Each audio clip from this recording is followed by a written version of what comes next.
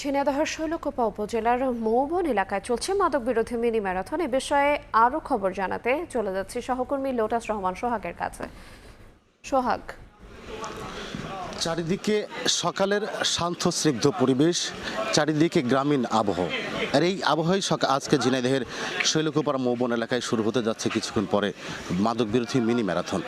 শৈলকুপা উপজেলার যে মৌবন মাধ্যমিক বিদ্যালয় মাঠ থেকে এই ম্যারাথন শুরু হচ্ছে। এই ম্যারাথনটা প্রায় 6.5 কিলোমিটার পথ, 200 দৌড়বিদ কিন্তু এই ম্যারাথনে অংশ নেবেন। আসলে আয়োজকরা বলছেন যে মাদক নয়, দৌড় হোক নেশা, সুস্থ জীবনই আমাদের প্রত্যাশা। এই স্লোগানে তারা যে যুব সমাজকে মাদক থেকে দূরে রাখতে এবং সুস্থ যুব সমাজ, সুস্থ সমাজ গঠনে তারা এই আয়োজন করেছে। এবং এই আয়োজনে 200 দৌড়বিদ আছে, তারা কিন্তু এই এলাকারই কিন্তু দৌড়বিদ এবং এই শৈলকুপা উপজেলারই কিন্তু মানুষ। এবং এখানে কিন্তু সকাল থেকে দেখেছি নানা শ্রেণী পেশার মানুষ, শিশু থেকে শুরু করে বয়সী মানুষ পর্যন্ত এই দৌড়ে কিন্তু অংশ নিচ্ছেন। তারা বলছেন যে শুধু আইন প্রয়োগ নয়, যুব সমাজকে সচেতন, তাদের সুস্থ ধারায় ফিরিয়ে আনতে হলে আসলে এই ধরনের আয়োজন করা উচিত। আমরা আসলে এখানে কথা বলতে চাই এখানকার একজন, আসলে আপনারা কেন আপনাদের এই আয়োজন করছেন যদি আমাদেরকে বলতেন। ধন্যবাদ আপনাকে। আমরা এই আয়োজনটার মূল উদ্দেশ্য হচ্ছে আমাদের যুব ধীরে ধীরে মাদক আসক্তি হয়ে ধ্বংসের পথে এগিয়ে চলেছে।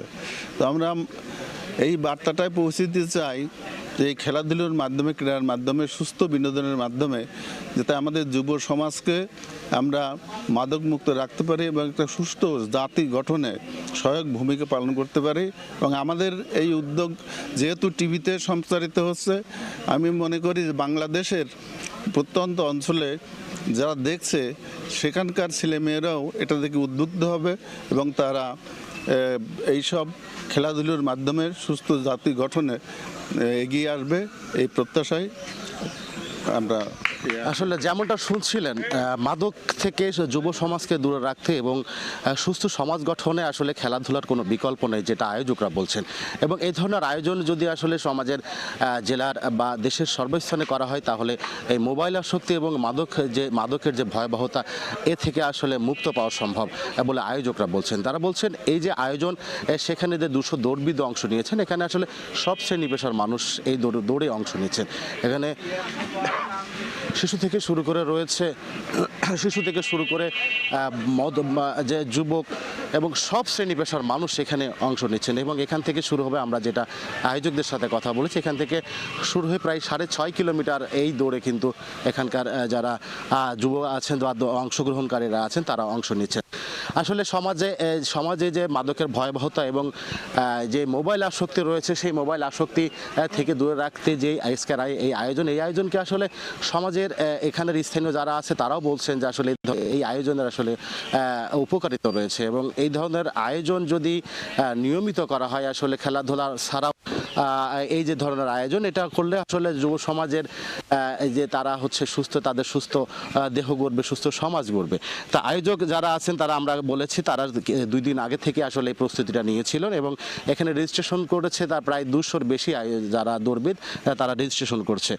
তা আমরা আসলে বলতে চাচ্ছি সমাজের এই যে আয়োজক যারা বলছে মাদকের যদি যে সমাজে মাদক শুধুমাত্র আসলে একটি ব্যক্তিকে ধ্বংস করে না, একটা পরিবারকেও ধ্বংস করে। সে থেকে আসলে তারা চাচ্ছে যে আসলে এই সমাজটা, এই গ্রামীণ জনপদটা আসলে একটু সুস্থ ধারায় ফিরে আসতে, মাদকের বিরুদ্ধে সরে আসতে।